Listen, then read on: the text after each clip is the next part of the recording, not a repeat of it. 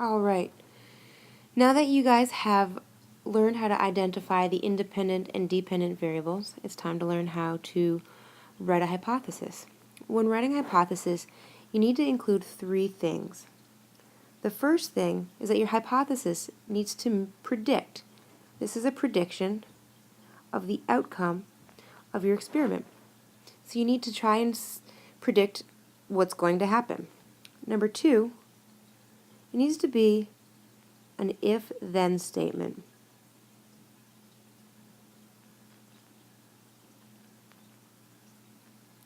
And third, you need to include the independent and dependent variable.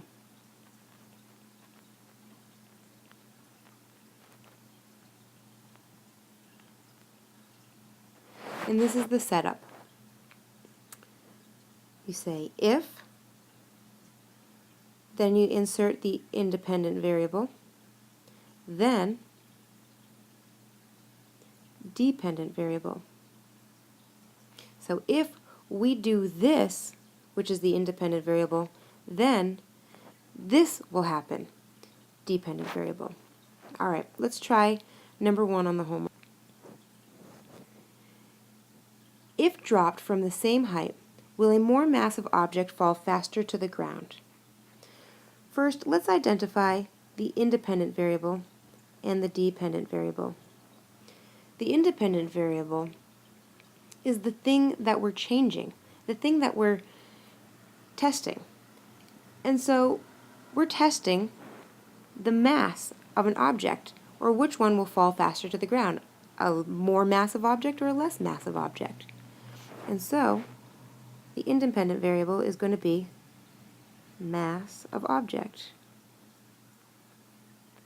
One will be more massive and one will be less massive. The dependent variable, remember dependent variable data. This is the information that we're collecting. And so if we drop two objects from the same height, which is a given because that would be a constant, and we're going to measure how fast they hit the ground, then we're going to use time. Time will be the data that we collect. So our dependent variable is time. So let's try this. It's going to start with if independent variable. If we drop two objects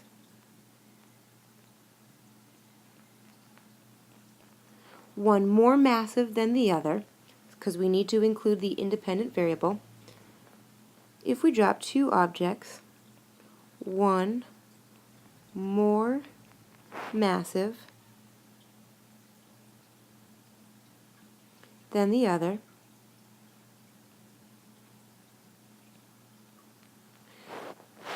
now we have to put then, so here's our if-then statement, and our dependent variable, and it should predict. So we have to say which one is going to hit the ground faster, or are they going to hit the ground at the same time? And I believe that if we dropped two objects from the same height at the same time, that they're going to hit the ground at the same time. So then, if we drop two objects, one more massive than the other, then they will hit the ground at the same time.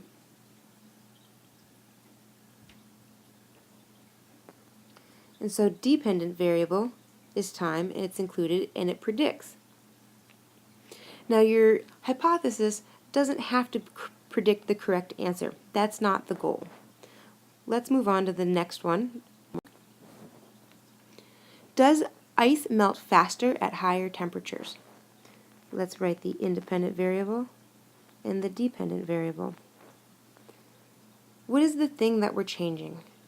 Well, it's the temperature. We'll melt one ice cube faster at a higher temperature than the other, and we're going to make the dependent variable time. So independent variable is the temperature, it's the thing that we're changing.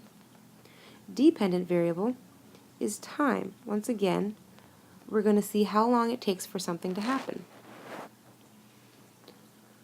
So the three things we need to have, one is that it's an if-then statement.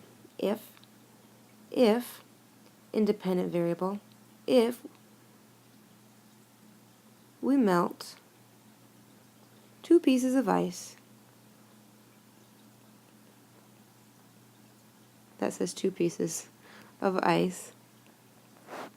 Now we have to include our independent variable, 2 pieces of ice, one at a higher temperature than the other.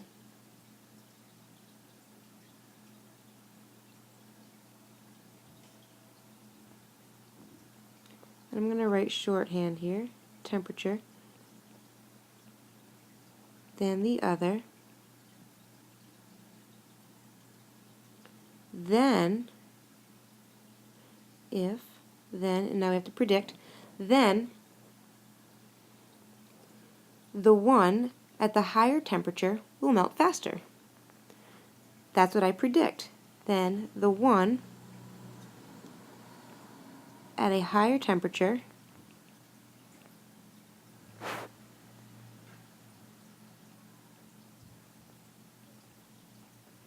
will melt faster.